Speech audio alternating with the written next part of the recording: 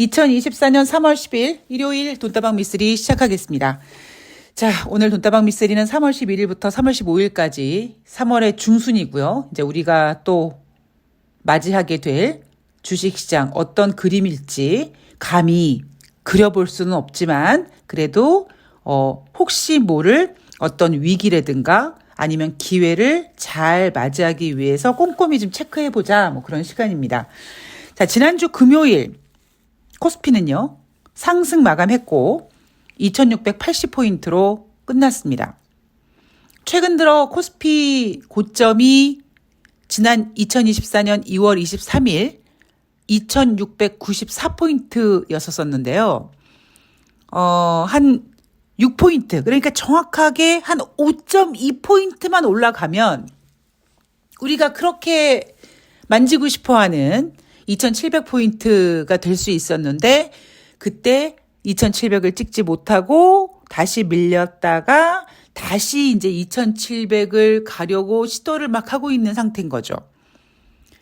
그런데 3월 8일 금요일 뉴욕 증시가 하락함으로써 아마 그 뉴욕 증시의 하락이 내일 3월 11일 대한민국 주식시장에 반영될 가능성이 있고요. 또 장중에 어떻게 해서든지 낙폭을 줄여서 상승 전환시켜서 어떻게든지 2700을 찍으려고 할 겁니다. 자, NH투자증권이 예상하고 있는 코스피 예상 밴드는 2600에서 2720이고요. 이 보고서는 매번 말씀드리지만 목요일 증시가 끝난 다음에 작성되는 거기 때문에 금요일 증시가 반영이 되지 않는 겁니다. 그래서 정확한 예상 밴드라고 얘기하기 좀 어렵습니다만 그래도 이렇게 예상 밴드를 만들어 놓은 애널리스트들을 뇌를 압수수색해 보면 최소한 2600은 깨지 않을 거라는 거겠죠. 그리고 2700도 넘어갈 수 있을 거라는 어떤 그 자신감이 묻어 보입니다. 자, 상승 요인으로 보면은요. AI 성장 기대감, 미국 물가 우려 완화, 한국 수출 개선세, 밸류업 프로그램 제시 이렇게 네 가지를 제시했는데 저는 좀 안쓰럽습니다. 왜냐하면 자, 밸류업 프로그램 실체가 없다고 말씀드렸습니다. 안 돼요. 설령 되더라도 힘 발휘하지 못합니다. 돈의 흐름이 되게 중요하다라는 얘기를 제가 종종 해드리지 않습니까? 그러니까 또 좀 옛날 이야기를 해드리면 대한민국 주식시장은요, 이제 초창기에는 뭐 워낙 기회가 많았으니까 마치 중국의 경제 성장률이 두 자릿수를 기록한 적이 있었던 것처럼 대한민국 주식시장도 워낙 그냥 싸니까 막 오를 때 팍팍팍팍팍 올라갔단 말이에요. 그래서 저희 가족 내에 은행에 근무하는 저희 외삼촌이 계셨는데 한참 제가 그때 고등학생이었을 거예요. 그때 한참 제 명절 때 집에 와가지고 하시는 말씀이 뭐냐면 주식시장이 너무 좋아서 자기 친구들은 증권사에 근무하는데 자기 친구들이 돈을 너무 잘 버는데 나는 은행에 와서 걔네들보다 돈을 못 번다 뭐 이런 이야기를 했던 적이 있었습니다. 그리고 이제 그 다음에 제가 증권사를 들어갔죠. 그리고는 IMF가 터진 다음에 그러니까 그때만 하더라도 제가 들어가기 전만 하더라도 대한민국 주식시장은요 뭐라 그럴까요? 좀 아기자기했어요. 아기자기하는 맛이 있는데 IMF 이후에 외국인들에게 투자 시장을 열어줬죠. 그래서 처음에는 어느 정도 다 열지 않고 조금씩 열어주면서 지금 대한민국 주식시장은 대한민국의 어떤 그 내부의 힘으로 움직이는 게 아니라 외국인들의 힘으로 휘둘리는 장이 되어버렸습니다. 그게 지금 대한민국의 주식시장의 현 주소예요. 그리고 뭐 그 IMF 이후에 뭐 좀 안 좋아질 때마다 그때쯤 나왔을 때가 이제 바이코리아였었죠. 현대증권의 바이코리아 대박 났다고 했죠. 물론 대박이 나긴 했는데 그 대박이 누가 났냐면 그 펀드를 만든 사람이 대박이 났지. 그리고 초창기에 들어간 사람이 대박이 났지. 그리고 사실 초창기에 들어간 것을 보고 대박이 났다고 할 수가 없어요. 왜냐하면 그 바이코리아 펀드만 하더라도 거치식이었거든요. 그러니까 가격이 어느 정도 있을 때 특히 제가 대한민국 주식시장엔 공식이 있어야라는 얘기를 해드리지 않습니까? 어느 정도 이렇게 올라온 상태에서 그때 기관들이 펀드를 만드는 바람에 높은 가격, 어느 정도 높은 가격대에서 한 번에 뭐 1,000만 원, 2,000만 원 이렇게 뭉퉁된 뭉칫돈이 확 들어가야 되는 게 거치식 펀드인데 그런 펀드들이 계속 만들어졌습니다. 그러니까 계속 그렇게 만들어질 때마다 잘 안 되는 거예요. 그래서 나중에는 이 펀드를 뮤추얼 펀드라고 하나요? 그래가지고 이제 주식으로 이렇게 전환시키는 펀드도 만들고 하여튼 별의별 짓을 다 하다가 그나마 이제 적립식 펀드, 예. 적금식으로 매월 이렇게 는다. 그게 꽤 통했었고, 이제 그러면서 이제 미래에셋증권이 성장을 하게 됐던 거죠. 자, 제가 지금 드리고 싶은 말씀은 뭐냐면, 시장이 좋다, 안 좋다, 경제 상황이 좋다, 안 좋다가 중요한 게 아니고요. 돈이 움직이는 거예요, 돈이. 그래서 늘 말씀드리지만 지금 대한민국 주식시장, 지금 뉴욕 증시, 지금 전 세계 증시는 유동성 장세가 아닙니다. 그런데 지수는 올라가고 있어요. 이렇게 생각하시면 됩니다. 여러분들 중에서 왜 내가 주식을 사고 싶은데 비싼 주식을 사면 단가가 비싼 주식을 사면 내 증권계좌 잔고에 뭐 고작 뭐 많아봤자 뭐 100주 요렇게밖에 안 보이니까 뭔가 이렇게 되게 이렇게 좀 이렇게 뭐라 그럴까요?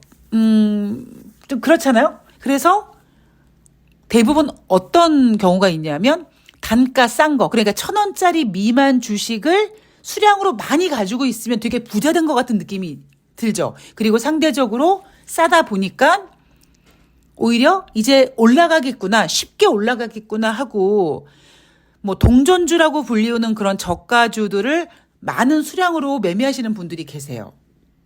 근데 그런 종목을 매매하면 안 갑니다. 그죠? 그런데 여러분 생각해 보세요. 삼성전자가 예전에 100만 원이 막 훌쩍 넘었을 때 얼마나 아주 가볍게 올라갑니까? 왜 가볍게 올라가겠습니까? 개인들이 못 갖고 있거든요. 일반 개인들이 한 주에 100만 원 되는 걸 어떻게 사요? 100만 원이 넘는 거를.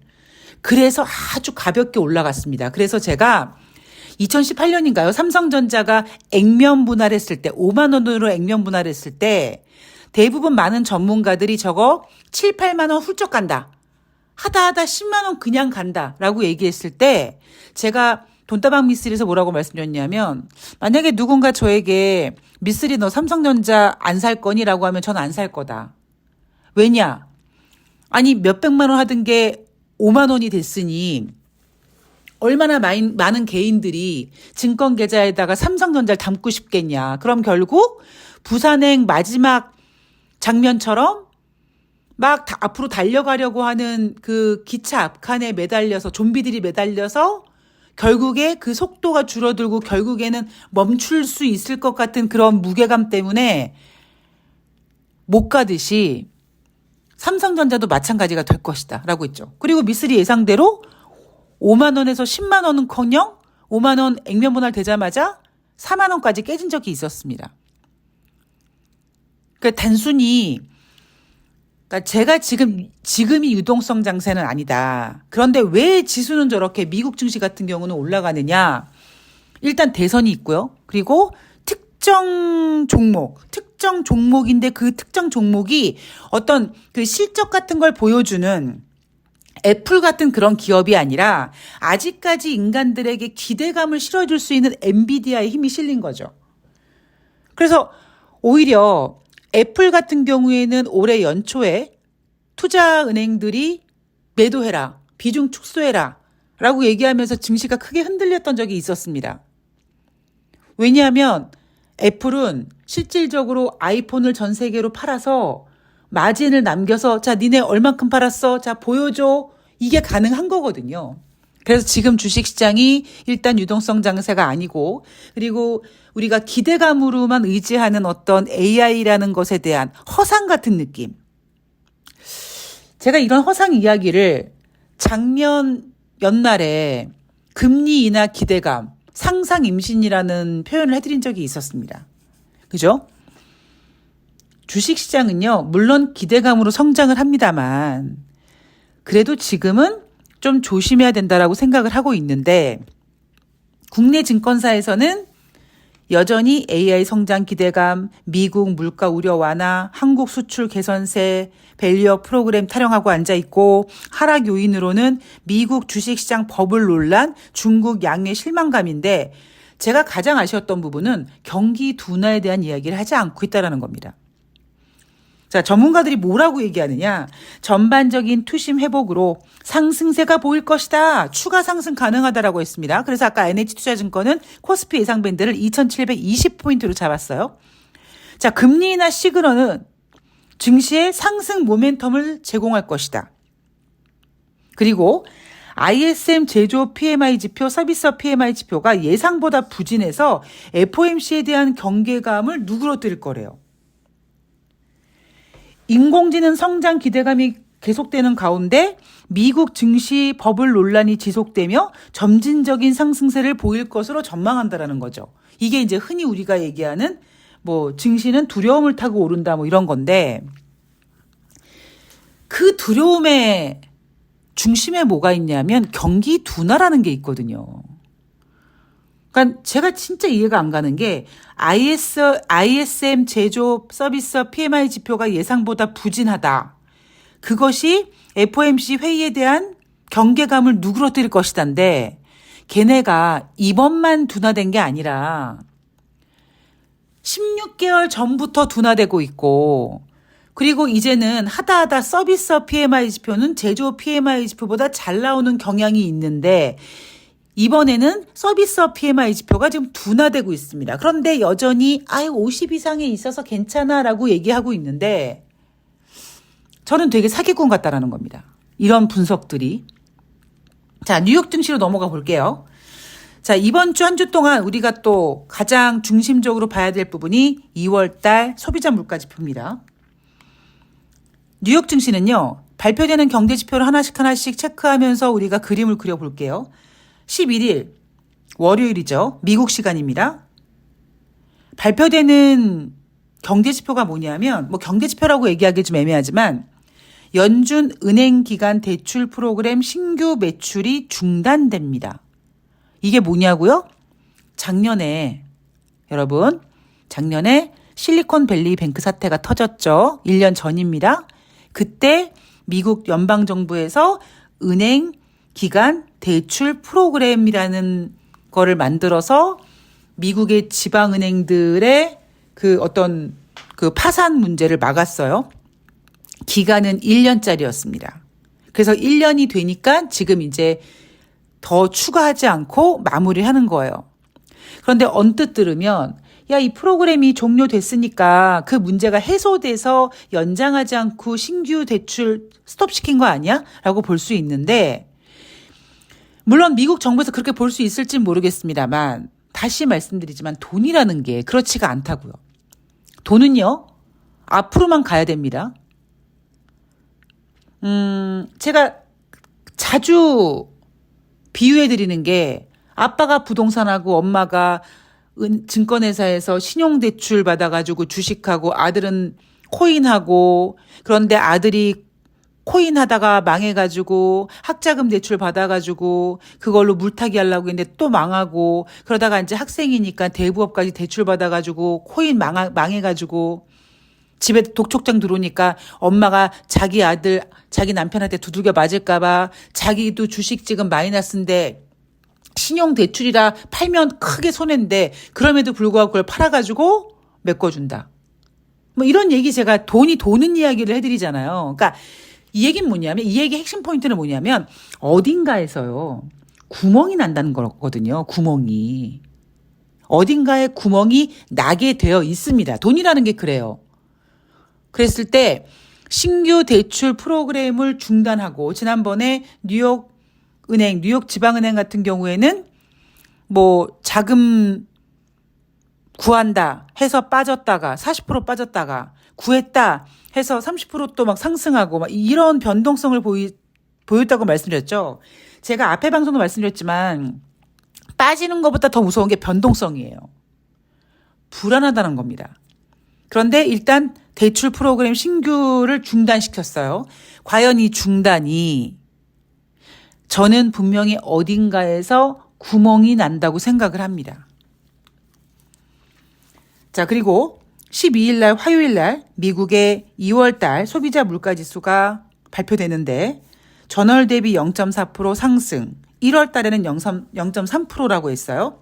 1월 달보다 인플레이션이 상승한 겁니다. 자, 전년 대비로는 3.1%, 1월 달에도 3.1%, 그러니까 전년 대비로는 변함이 없다. 그리고 변동성이 큰 품목을 제외한 근원 소비자 물가 지표는 1월에는 0.4% 증가했는데 2월에는 0.3%, 그러니까 0.1% 둔화된 모습. 전년 대비로도 1월에는 3.9 상승이었는데 3.7, 0.2% 둔화되는 모습이 보입니다. 자, 그런데 여기서 뭐가 문제냐? 제가 예전에 얼마 전에 그런 얘기를 해드린 적이 있었어요. 소비자 물가 지표 같은 경우에는 지네들이 꼴리는 대로 얘기를 하는 거죠. 그러니까 지네들이 목표치, 인플레이션 목표치 2%가 우리는 목표입니다라고 얘기를 해놨어요. 그때 그랬을 때 75bp씩 계속 금리를 인상했을 때도 인플레이션이 잘 잡히지 않았었습니다. 작년 한 중간쯤이었어요. 그러자 미국은요, 그렇게 금리 인상을 많이 해서 이제 인플레이션이 잡혀요라는 거를 투자자들에게 보여주기 위해서 무슨 짓을 했냐면 근원 소비자 물가 지표를 되게 중요하게 얘기를 했었어요. 왜냐하면 그 당시는 근원 소비자 물가 지표가 훨씬 더 가파르게 둔화됐었거든요. 그래서 제가 예전에 방송에서 이런 멘트를 한 적이 있습니다. 도대체 연준이 목표로 하고 있는 소비자 물가 지표가 근원 소비자 물가 지표야, 헤드라인 소비자 물가 지표야, 뭐 지네들이 이렇게 꼴리는 대로 얘기해. 제가 이런 얘기를 했던 적이 있을 겁니다.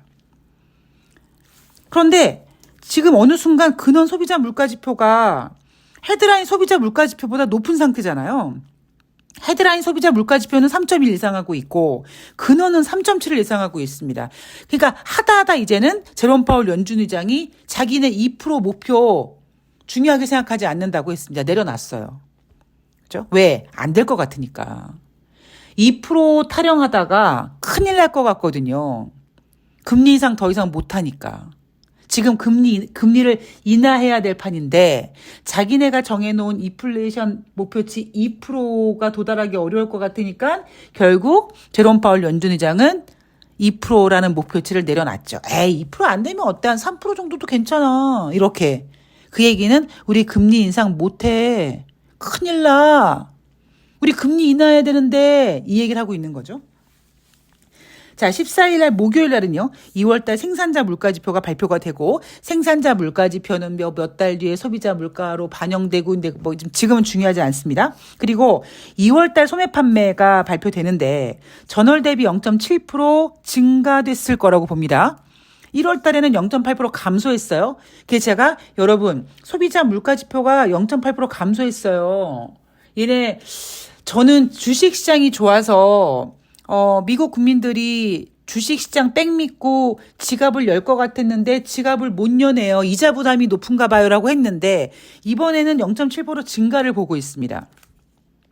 저는 근데 0.7% 증가는 어렵지 않을까 싶어요. 요건 좀 지켜볼게요. 자, 그리고 15일 금요일 3월달 엠파이어 스테이트 제조업 지표가 발표가 되는데 제조업 지수가 발표가 되는데 요거는 추대장창 두 자릿수의 하락을 유지했었고요. 최근에 이제 반등하는 모습이 보일 텐데 반등폭이 어떤지 봐야 되는데 반등하다가 다시 꼬꾸라질 가능성도 있기 때문에 자, 그리고 3월달 미시간대 소비자 태도 지수가 발표가 됩니다. 저는 한편으로는요. 지금 뉴욕 증시는 자기네들이 좋아하는 것만 그러니까 좋게 보이는 것만 얘기하잖아요. 악재도 호재로 둔갑시키는 애들 아닙니까? 그러니까 만약에 소매 판매를 0.7% 증가됐을 거라고 잡았는데 저는 이거 되게 일부러 높게 잡은 게 아닌가 싶어요. 왜냐하면 0.7%를 잡아놓고 만약에 0.7%가 안 되면 쟤네들이 뭐라고 얘기하겠습니까? 소비가 예상보다 둔화됐다. 그러니까 연준이 빨리 금리를 인하해야 될 것 같다. 그리고 뭐 엠파이어 스테이트 제조업 지표라든가 미시간대 소비자 태도 지수 이런 지표들이 부진하게 나오면 시장은 봐봐. 빨리 니네 금리 인하해야 돼. 빨리 금리 인하. 그러면 지금 6월 달에 금리 인하 가능성이 70%가 넘어갔는데 또 갑자기요. 이 금리 인하 가능성이 5월 달로 확 넘어오면서 주식시장이 유후 5월 달에 금리 인하한다. 이렇게 될 수가 있습니다. 미쳐 날뛰는 거예요. 자, 앞에서 한번 소개해드렸는데요. 밀턴 버그 자산운용 CEO가 S&P 500 60% 이상 하락 가능성 있다라고 제시했었고 지난 2월 말에는요. 제이미 다이먼 JP 모건 CEO가 JP 모건 주식 82만 주를 매각했다고 합니다. 2005년 JP 모건 CEO를 맡은 이후로 자기네 주식을 처음으로 매도했다고 해요. 그리고 국내 증권사 같은 경우엔 대신증권이 매크로 리스크 지표가 위험신호 정점권에 있다. 자, 무슨 얘기인지 좀 어렵다. 그럼 쉽게 뉴욕 증시에서 발표하는 VIX 변동성 지수가 역사적으로 저점권에 위치해 있다. 따라서 변동성이 확대될 가능성이 있다라고 보고 있는 거죠. 인생이나 주식이나 한쪽 방향으로만 가는 게 없는 것처럼 VIX 지수가 지금 역사적 저점을 유지하고 있으니까 얘도 한번 위로 튀지 않겠느냐. 얘가 튄다는 얘기 뭡니까? 지수가 하락한다는 얘기겠죠.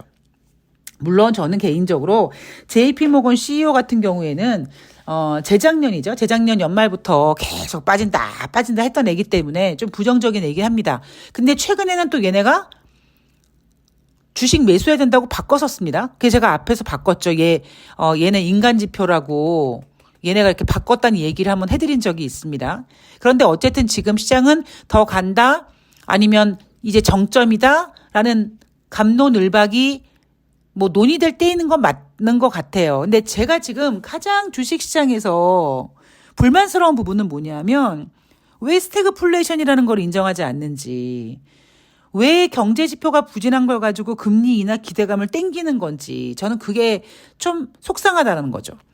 결국 그 이유가 뭐냐면 작년 연말에 상상 임신처럼 너무 과격하게 금리 인하를 기대했고 그것 때문에 증시가 떠버리다 보니까 그거를 수습하는 과정에서 지금 주식시장이 경제가 둔화됐다는 얘기를 못하는 겁니다. 자, 또 뭐 3월 11일부터 또 금요일까지 하루하루를 최선을 다해서 또 째려보고 지켜보고 조심조심 하면서 시장을 점검해 봐야 될 것 같습니다. 자, 오늘부터 이제 날씨가 좀 풀린다고 하죠. 올해 마지막 꽃샘추위가 지나갔다고 하는데 그래도 건강관리 잘 하시고요. 저는 3월 11일 월요일날 주식시장을 열심히 지킬 거고요. 그리고 3월 12일 뉴욕 증시 보고 제가 만약에 화요일날 좀 중요한 내용이 있으면 뭐 방송을 좀 자주 해드리려고 노력하고 있고 그리고 화요일날은 또 새날에서 뵙도록 하겠습니다. 자, 남은 휴일 잘 보내시고요. 좋아요 좀 눌러주시고요. 저는 다음에 뵐게요. 고맙습니다.